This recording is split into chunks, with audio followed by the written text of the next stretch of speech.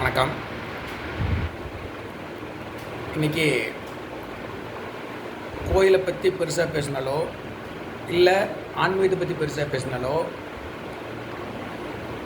இல்லை இங்கே இருக்கிற ஒரு சில போலி மதவாதிகளை பற்றி பேசினாலோ நீ ஆர்எஸ்எஸ்ஸாக பாஜகவா அப்படி தான் கேட்பாங்க. சமீபத்தில் எனக்கு ஒரு ஃபோன் வந்துச்சு.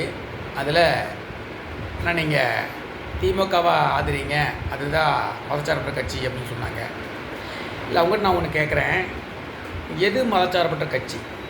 எல்லா மதத்தையும் சமனாக பார்க்குற ஒரு கட்சி மதச்சார்பற்ற கட்சியா, இல்லை இவங்களுக்கு ஓட்டு வங்கி அரசியலுக்காக மதத்தை பார்த்து பிரச்சனை முடிவு பண்ணணும் மதச்சார்பற்ற கட்சியா?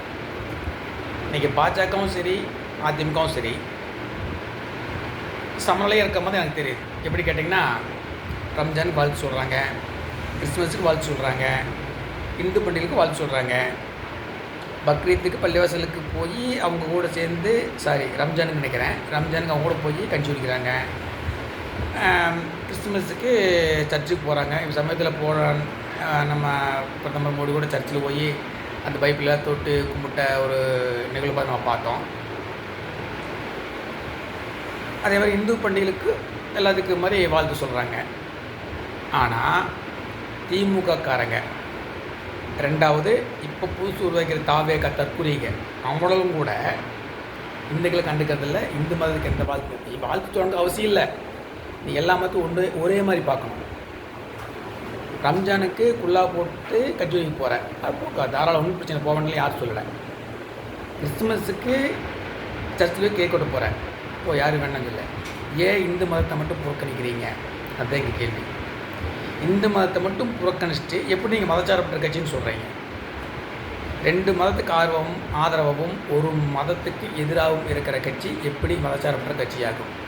எல்லா மதத்தையும் சமமாக பார்க்குற கட்சி மதச்சார்பற்ற கட்சியா, இல்லை உங்களுக்கு ஓட்டு வங்கி அரசியலுக்காக ஒரு பிரிவினர் மட்டும் திருப்திப்படுத்துறதுக்காக அவங்களுடைய பண்பாடு கலாச்சாரத்தை மட்டும் ஆதரிக்கிற கட்சி மதச்சார்பற்ற கட்சியா?